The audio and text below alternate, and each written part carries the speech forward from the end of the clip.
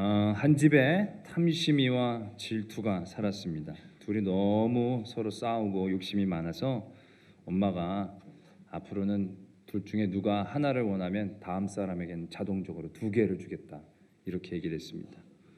둘은 그 얘기를 듣자마자 아무 소리 못했습니다. 내가 하나를 달라 그러면 두 개를 그 다음 사람이 받는 건 진짜 참을 수가 없었기 때문에 그렇습니다. 근데 어느 날 탐심이면 말을 못하고 가만히 있는데 질투가 얘기를 합니다. 엄마, 내 눈알 하나만 빼줘요, 라고 얘기를 했다는 거죠. 질투가 자기 눈을 하나 빼면 탐심이는 두 개를 빼야 되니까 그렇게 얘기를 했다는 겁니다. 질투가 무섭다는 얘기를 하자는 거죠. 탐욕은 자기 손해를 못 견뎌야 합니다. 그러나 질투는 자기 손해도 감당할 수 있는 독한 게 있다는 거죠. 성경도 그걸 얘기하고 있습니다. 잠언서의 27장 4절에 이런 말씀이 있습니다. 부는 잔인하고 노는 창수 같거니와 투기 앞에야 누가 서리요. 성경에 이런 말씀이 있습니다. 분과 노가 창수 같고 잔인하죠. 그건 명함도 내밀지 못한다는 것이죠. 이 투기 앞에, 질투 앞에 그건 아무것도 아니다라는 얘기를 성경이 가르쳐주고 계십니다. 시기는 뼈를 삭게 한다. 성경이 그렇게 적고 있다는 것입니다. 성경에서도 보면 제일 처음으로 살인 사건이 일어난 이유도 다른 게 아닙니다. 이 질투 때문에 그런 거죠. 카인이 아벨을 죽인 이유가 하나님께 제사를 드렸는데 하나님이 아벨의 제사는 받으시고 자기의 제사는 받지 않으셨기 때문에 그 마음에 질투가 불같이 일어난 거죠. 안색이 바뀌었다는 것입니다. 그러면서 아벨을 죽이는데 그를 죽이고 나면 어떠한 일들이 자기에게 닥칠지는 염두에도 두지 않게 되어지는 그러한 감정의 상태로 가인을 이끌었다라는 것이죠. 요셉과 그의 형들, 아버지 야곱이 요셉만 사랑하니까 형들이 얼마나 싫어했습니까? 그 10명의 형들도 다 어머니는 다릅니다. 그런데도 요셉을 죽이는 그 질투심에는 무섭게 하나가 되어진 거죠. 그리고 그 동생을 죽이는데 너무나도 빠르게 행동하고 또한 실행으로 옮겼다라는 것입니다. 사울 왕이 다윗을 질투한 것도 그렇죠. 사울은 왕이었고 다 가지고 있었습니다. 그러나 그의 마음에 다윗을 질투하는 마음이 있게 되어지니까 아무것도 갖지 못한 사람이랑 다를 바가 없는 사람이 된 거죠. 왕위에 앉아 있었지만 그는 왕위에 앉아 있는 게 아닙니다. 안절부절한 거죠. 언제 이걸 뺏길지 모르는 거죠. 그가 누릴 수 있는 그 수없이 많은 것들이 있었지만 사울이 다윗을 질투하는 순간 그 모든 것들은 결국 다 날아갔습니다. 뭐 하나 편안하게 즐겁게 누릴 수 있는 건 하나도 없게 되어졌다라는 것이지요. 성경은 질투와 시기가 무섭다라는 것을 우리들에게 말씀하고 계신다라는 것이죠. 질투가 그렇게 치명적인 건 우리들 모두에게 너무 일상적으로 그런 마음들이 잘 일어나기 때문에, 또한 그게 큰 죄처럼 여겨지지 않으면서도 우리를 알게 모르게 치명적으로 지배하고 있기 때문에 더 무섭지 않겠나라는 생각들을 하게 되어집니다. 저는 질투 같은 걸 모르는 사람입니다. 왜냐하면 저 욕심이 별로 없습니다.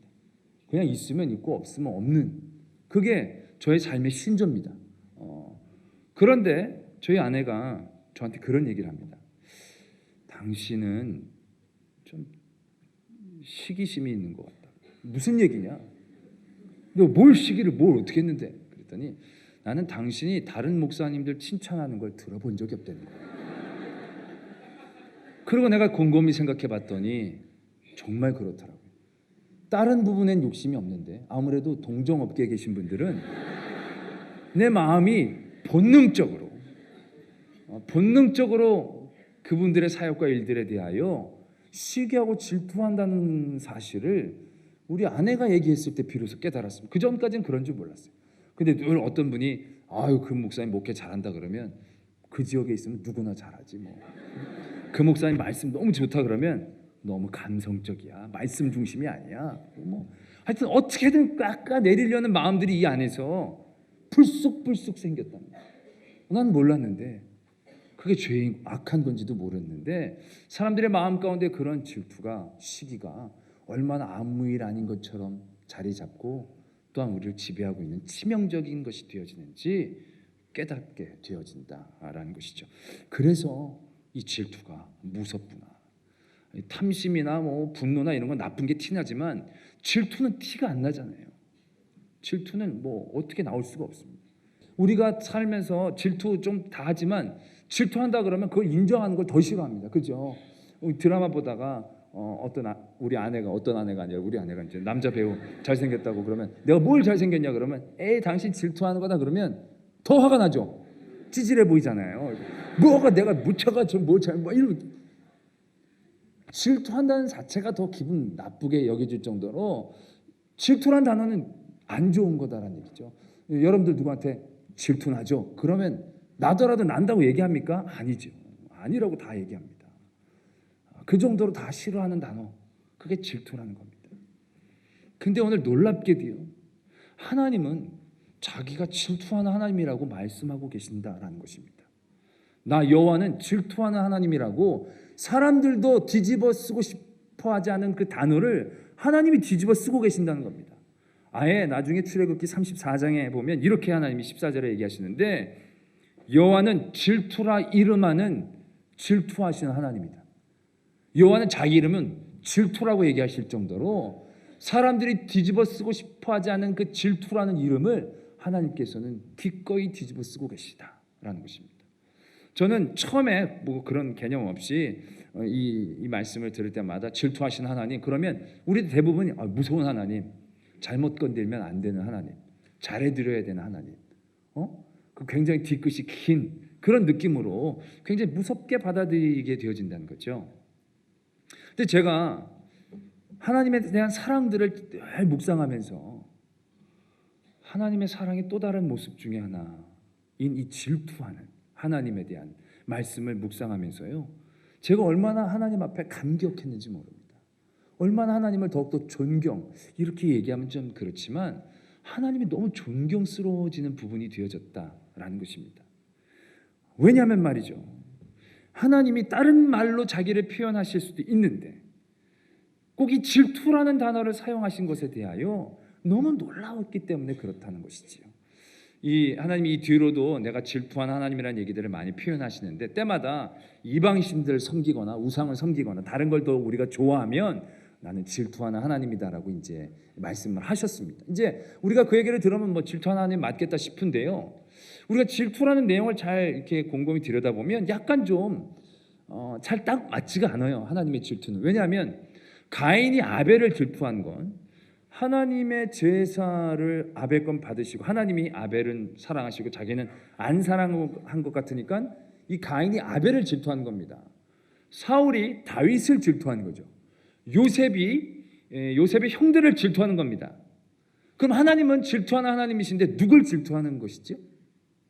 말씀 가운데 보면 너희가 우상들을 섬기고 그것들을 더 좋아하면 하나님은 질투하신다. 이 말로만 이해하면 하나님은 그 우상을 질투하는 겁니다. 그렇죠? 우리가 하나님보다 우상을 더 좋아하니까 하나님은 우상에 대하여 질투하셔야 돼요. 아닙니까? 맞잖아요. 그럼 그 질투하신 하나님의 그 질투의 표현은 그 우상들에게 나타나야 돼요.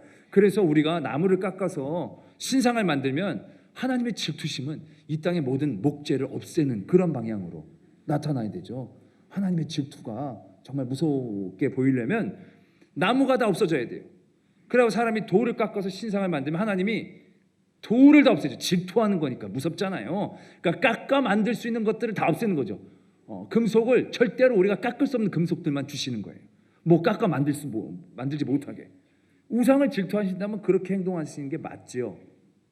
그런데 하나님은 우상은 아무런 염두에도 없어요. 왜? 그건 하나님이 질투할 만한 급이 아니잖아요. 오늘 우리 아내를 너무 얘기 자주 해서 미안한데, 그 아내가 TV를 보는데 아내가 남자 배우 하나를 잘생겼다 그러면 내가 뭐라고는 그러지만 질투하는 건 아니거든요. 왜? 그 사람하고 나하고는 급이 다르잖아요. 지가 아무리 잘생겨봐야 지는 모니터 안에 처박혀 있는 거고 나는 아내 옆에 있는 거니까 내가 질투한다는 게 웃기죠. 만약에 그 사람이 살아가지고 우리 집에 찾아온다면 얘기가 달라지지만 이미 이 급이 클래스가 다르기 때문에 말은 뭐 잘생겨 이렇게 하지만 질투하는 건 아니에요.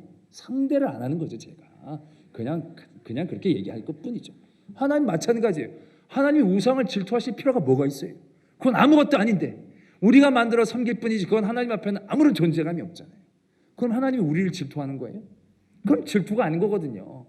우리에게 말하자면 뭐 더 사랑해달라고 투정하는 그런 쪽이지 질투란 단어를 쓰기에는 잘 안 맞는 상황이에요. 근데 하나님은 질투라는 단어를 뒤집어 쓰신다는 것입니다.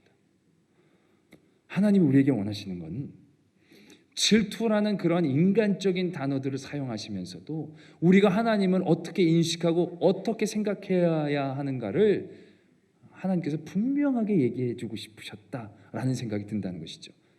무슨 말씀이냐면 우리는 구약의 하나님 그러면 심판하신 하나님을 많이 떠올립니다. 잘하면 상 주고 못하면 벌 주시는. 그 구약에서도 심판하신 하나님에 대한 얘기가 나옵니다. 근데 제가 심판이라는 단어로 검색을 쭉 다 해봤는데요.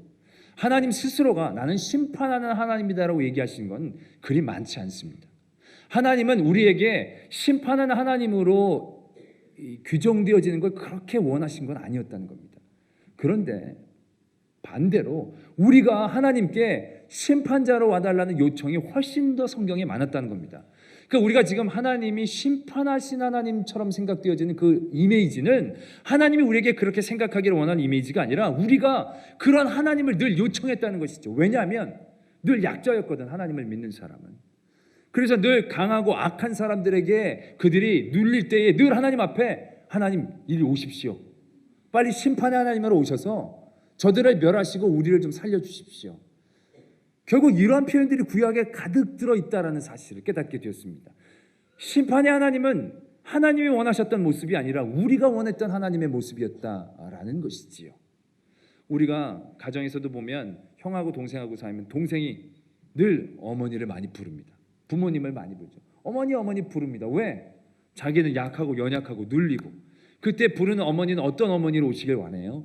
얘야, 나는 너희들 모두를 사랑한다, 싸우지 마, 이게 아니거든요. 너 왜 동생 괴롭혀? 인무자식. 그러면서 막 혼내주는 어머니를 그리잖아요.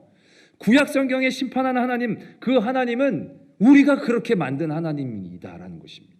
하나님은 우리에게 심판하는 하나님의 모습이 아니라 질투하는 하나님의 모습으로 우리에게 생각되어지기를 원하신다라는 것입니다.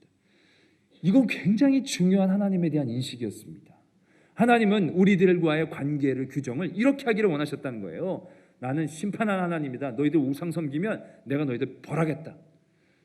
그러한 말씀 가운데 하나님과 우리의 관계는요 절대로 깊어지기가 어려워. 늘 거리감을 두며 우리를 판단하시고 평가하시는 하나님으로서 우리는 늘 그분에게 잘 보여야만 하는 부담감을 갖게 되어지는 거죠. 그러나 질투하는 하나님이 되어질 때는 관계가 달라지는 겁니다. 사랑을 하는데 어떠한 사랑을 하냐면 정말로 굉장히 우리가 생각하기에 인간적이고 끈적끈적한 사랑을 하신다라는 것입니다.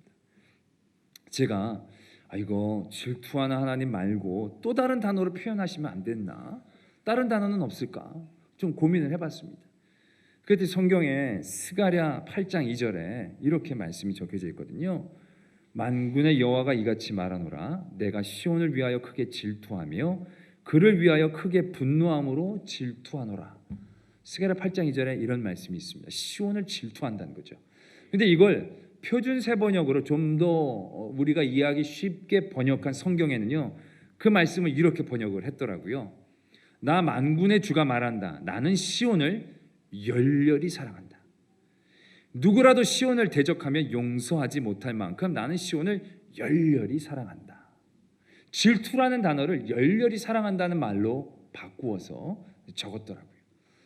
여러분들은 어떤 단어가 더 좋고 어울리는지 모르겠습니다. 하나님의 거룩함, 하나님의 사랑의 분량 뭐 이런 걸 생각한다면 하나님은 열렬히 사랑하시는 하나님, 이게 더 좋은 것 같아 보이기도 합니다. 나 만군의 여호와는 너희를 열렬히 사랑하는 하나님이다. 그런 이방 우상신 섬기지 말아라. 부드럽죠, 괜찮죠. 근데 저는 왠지 질투하는 하나님이 더 가깝게 마음속에 파고든다는 생각을 하게 됩니다. 하나님이 정말로 우리가 하나님을 어떻게 생각하는지를 원하시는 그 원하심이 느껴진다는 것이죠. 질투한다는 것 다 뒤집어 쓰기 싫어하는 말이지만 질투한다는 말처럼 내가 너희를 열렬히 사랑하는 것에 대한 표현, 내가 너희들을 절대로 놓치지 않겠다라는 그 표현만큼 이 질투라는 말이 잘 나타내 주는 건 또 없다라는 생각들, 하게 되어진다는 것이죠. 이건 우리가 세상을 바라보는 눈이 질투하시는 하나님, 그 사랑의 하나님으로 다시금 이해하고 해석되어져야 된다라는 도전을 주기도 한다는 것입니다. 이 뒤에 말씀 보면 너희들이 나를 미워하면 내가 3, 4대까지 내가 너희들 벌 줄 것이다. 너희가 나를 사랑하면 1000대까지 은혜를 베풀 것이다. 저는 이 말씀을 처음에 어떻게 이해를 했냐면요, 만약에 우리가 하나님을 미워하고 하나님을 잘 섬기지 않으면 하나님이 우리에게 벌을 내려주시는데 3, 4대까지만 이르면 벌 받을 사람이 없을 정도로 끝나버린다는 거죠. 저는 그렇게 이해했어요. 왜냐하면 하나님의 벌을 내리시는데 그 대가 이어져 나간다는 것 자체가 무리죠. 3, 4대까지만 얘기해도 그냥 끝나버리는 거예요. 그 대는. 하나님의 벌은 아마 그렇게 무섭고 치명적일 거다. 그리고 하나님께 잘하면 하나님이 상을 주시는데 1000대에 이르도록 하나님이 상을 주실 거야. 저는 그렇게 생각했습니다. 그런데 그건 심판하는 하나님에 대한 인식으로서 보는 해석입니다. 질투하시는 하나님에 대한 해석으로 보면 말씀이 달라집니다. 나를 미워하는 자의 죄를 갚되 아버지로부터 아들에게로 3, 4대까지 이르게 하겠다. 그럼 3, 4대에 이르러서 끝나는 게 아니라 이건 질투하는 거거든요. 질투해서 벌을 내리는 거거든요. 심판으로 벌을 내리면 그 다음에 반응이나 변화에 대한 관심은 없습니다. 그냥 끝나고 멸망해도 상관없습니다. 그러나 질투하시는 하나님이 주시는 벌은 다릅니다. 왜? 애증의 증도, 애이기 때문에. 하나님은 그들의 변화를 원하신다는 것이죠. 그들에게 3, 4대까지 벌을 이루게 되면 그들이 결국 깨달아 하나님을 다시 사랑하는 것으로 되돌아오게 되어진다는 것으로 이해되어진다는 것이죠. 하나님을 더욱더 사랑하면 하나님은 그 사랑을 기뻐하셔서 그들에게 1000대에 이르도록 하나님을 사랑할 수 있는 마음을 주신다. 이런 식으로 이해가 되어집니다. 구약에서의 모든 이스라엘의 역사가 그러했습니다. 하나님 앞에 심판받는 모습이 아니었다는 거죠. 그들에게 벌받고 그들이 심판을 받는 모든 모습은요, 잘못한 것에 대한 대가, 그것이 다가 아니었습니다. 왜요? 하나님은 심판하는 하나님이 아니라 질투하는 하나님이시거든요. 그들은 그런 심판 가운데에 임할 때에 어떻게 되어집니까? 벌을 받고 고통하고 신음하지만 결국 그들은 회개합니다. 그리고 변화받습니다. 그리고 하나님에게로 돌아옵니다. 그래서 하나님을 사랑하게 되는 역사가 계속적으로 반복되어졌다는 것이죠. 구약에서의 하나님은 그 어떤 하나님보다도 사랑하시는 하나님의 모습이었다는 것입니다. 심판하고 벌 주시는 무서운 하나님이 아니라 나는 질투하는 하나님이야. 나는 너희들을 너무너무 사랑해. 내 사랑은 끈적끈적해. 너희들이 아무리 잘못해도 난 절대로 너희들을 놓치지 않아. 왜? 나는 질투할 정도로 내 마음은 너희들을 향하여 끊어지지 않으니까. 3, 4대까지 벌을 내리지만 다시금 너희들을 깨닫게 해서 다시금 나를 사랑하게 하는 그런 하나님이야. 나는 그걸 말씀하고 싶으셨다는 것입니다. 십계명, 우리는 전에도 말씀을 드렸지만 계명을 지키면 잘 되고 안 지키면 벌 주시는 그러한 목적의 계명이 아니다라는 것이죠. 왜? 나는 질투하는 하나님이니까. 감정에 대한 표현이거든요. 이건 어떤 옳고 그름에 대한 얘기를 하는 게 아니거든요. 자기의 마음에 대한 표현이지요. 너희들의 의로움에 대한 얘기들을 강요하는 게 아니었다라는 것입니다. 저는 하나님이 자기를 그렇게 내리시는 이미지를 그렇게 깎아내리시는 그러한 정도로 질투라는 말을 사용하셨다는 데에 대해서 얼마나 감격했는지 모릅니다.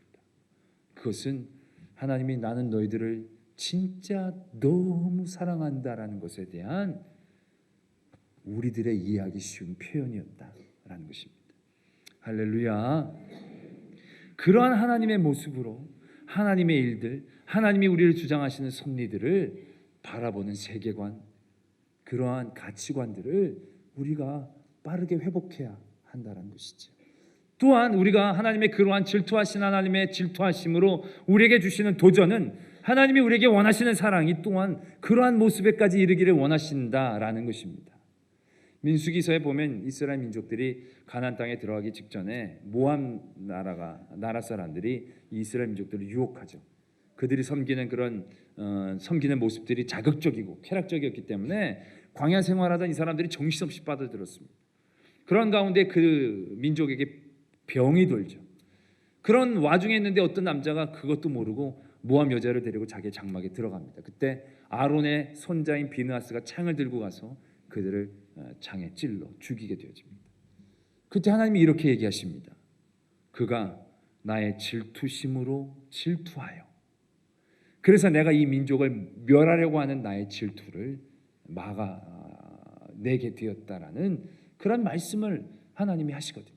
비느하스가 가졌던 내 질투함으로 질투하여, 결국 하나님은 그러한 마음을 우리에게 원하신다라는 것입니다. 비느하스가 병에 막 돌고 막 분위기도 안 좋은데 어떤 사람이 철없이 막 여자를 데리고 들어가서 막 그래 화가 나서 그렇게 한, 단순히 화가 난 게 아니다라는 것입니다. 비느하스는 그런 모습을 바라보면서 하나님의 질투심을 느꼈다는 거죠. 하나님이 얼마나 가슴이 아프실까? 하나님이 얼마나 원통해 하실까?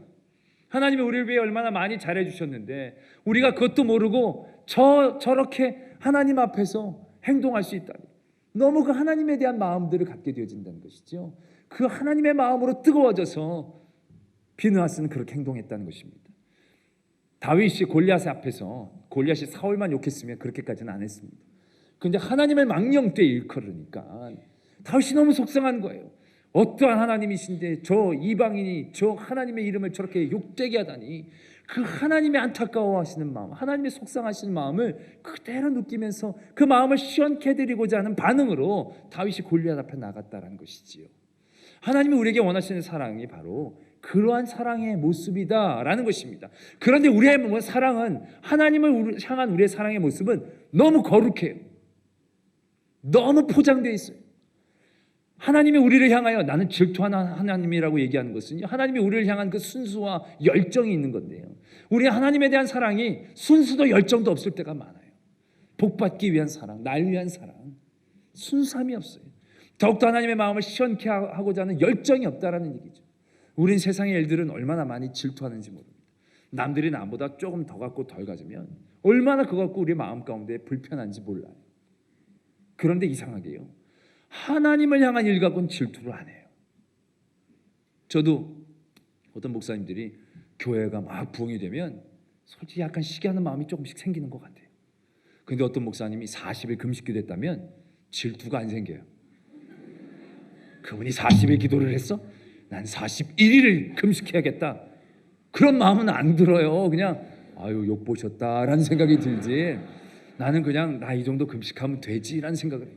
인간적으로 보여드리는 모습, 교회가 막 아이씨 막 그거는 막 마음 가운데 흔들리는데 하나님을 향한 영적인 열정이나 순수함에 대해서는 이상하게 동기부여가 안 되는 그런 모습들을 발견하게 되어진다는 거죠.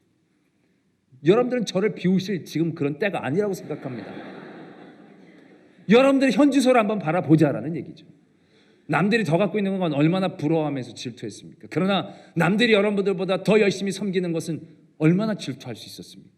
오늘 찬양대 이 더운 날 가운 입고 막 열심히 찬양했습니다. 근데 여러분들 찬양하는 데를 바라보는 모습 중에 씩씩거리는 거 하나도 없습니다. 자기네들만 찬양하고 나는 시키지도 않고 어머 질투나, 나도 하나님 찬양해야지, 이런 동기부여를 느껴지는 표정이 하나도 없어요. 그냥 편안해요. 다 찬양하는구나, 난 예배 드리는구나, 난 예배만 드리면 되는 거예요. 더 이상 하나님의 마음을 기쁘시게 하고 그 마음을 정말로 시원케 하려는 하나님을 향한 순수한 열정과 도전이 없어요. 그냥 다른 건 다 잘 만족하지 못하면서 믿음 생활은 만족을 너무 잘해요. 주일날 예배 한 번만 드려도 만족함으로 젖어들어요. 난 너무 요즘 의롭다고, 옛날엔 한 달에 2번씩 갔는데 이제 매주 가는, 이건 너무 내가 심한 것 같다고, 내가 광신도가 되는 것 같다고, 말도 안 되는 생각으로 스스로, 이게 얼마나 안타까운 일이냐는 것이죠. 그러면서 거룩한 줄만 알아요. 하나님이 우리를 향한 사랑에 대해 생각해 봐야 된다는 거죠. 끊임없이 더욱더 우리를 사랑하신 하나님, 그 질투하심으로 누구보다도 우리를 사랑하시기 위해 인간의 몸을 입기까지, 그의 목숨을 대속하기까지 우리를 사랑하도록 끊임없이 사랑을 향하여 우리를 향하여 다가오셨는데, 우리는 하나님을 향하여, 하나님을 향한 사랑을 향하여 조그만 겨자씨만한 질투심이라도 가진 적이 있냐라는 것이죠. 기도하다가 눈을 떴더니 옆에 분이 더 기도하고 있어요. 나보다 더 기도도 안 해. 그러면서 더 눈 감고 기도하신 분이 누가 있어요? 요즘 새벽 기도 저희 교회 한 300~400명 나옵니다. 봐요, 하나도 질투 안 하잖아요. 어이씨, 그렇게 새벽 기도 나온 사람이 있어? 어이씨, 나도 새벽 기도 이제 해야지, 나도 하나님 더 기쁘게 해드려야지, 나도 더 하나님 즐겁게 해드려야지, 늘 하나님 앞에 나와야 되는데 라면서 동기부여, 요만큼이라도 받으시는 분이 있냐라는 얘기예요. 그게 안 생기면 그게 문제라는 얘기죠.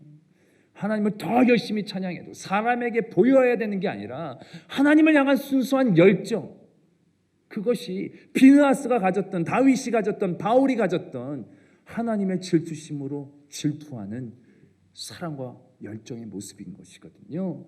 그런데 한국에는 교회 다니는 사람들은 많아요. 그런데 그러한 질투심을 갖고 있는 사람은 없어요. 교회 오면 옆에 있는 권사님이 자기보다 좋은 옷 입으면 그건 질투했지. 어떤 분이 더 오래 기도하는 건 질투하지 않아요.